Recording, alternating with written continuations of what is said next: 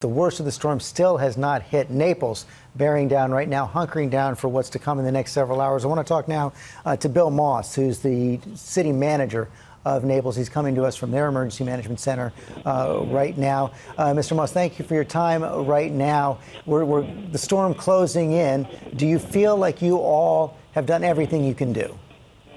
We have. We've been working on this for a week now. We have all of our employees stationed in the city. We have heavy equipment and extra equipment, and we've put them into higher elevations to protect them from the inevitable storm surge. So all we're doing right now, besides answering questions, is just waiting for the storm to pass, and then we'll mobilize. Our first task is to begin clearing the roads.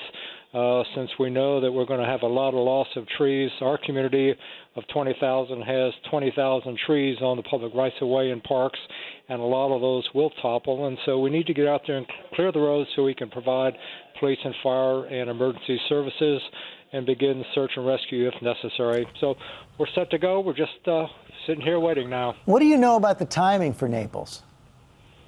Did you say the timing? Yeah. Well, we think the eye will be here at around 4 to 5 o'clock this afternoon, but right now it looks like it's fairly sustained hurricane force winds as we look out the window. And it does seem like the citizens of Naples have taken your warnings to heart.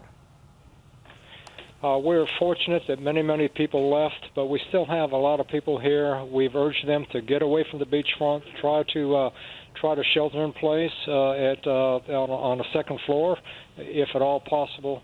And yes, luckily they did listen, but unfortunately the entire state appeared to be evacuating, so leaving was just very difficult for everybody.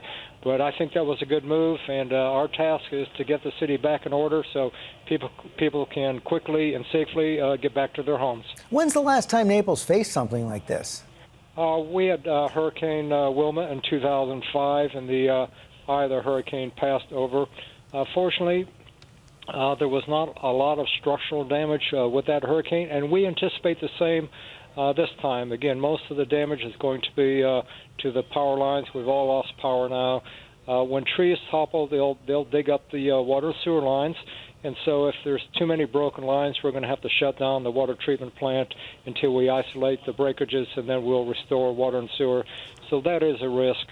For people that decided to remain, they're likely to be without power for days or even weeks. And the temperature in Florida this time of year quickly gets up into the 90s. So it's going to be a little bit of a struggle for a few people, but we'll get past this and we'll be in business very quick. I know you've got a lot of work ahead. Bill Moss, thanks very much from Naples. I want to stay with Naples right now. Matt Gutman has been on the streets of Naples this morning. And as you see, even though it's not hurricane force yet, the winds there, Matt, really are building. They are whipping through here. And what's almost more astounding, George, is the amount of rain. I lived in Florida for 7 years until a couple of years ago. And there are typically these summer squalls, and it's almost a whiteout. And we're seeing something much worse than that. I don't think I've ever seen anything come down so hard. I'm standing right under a 4-story building. There's a wall right next to me, so you can see what's happening behind.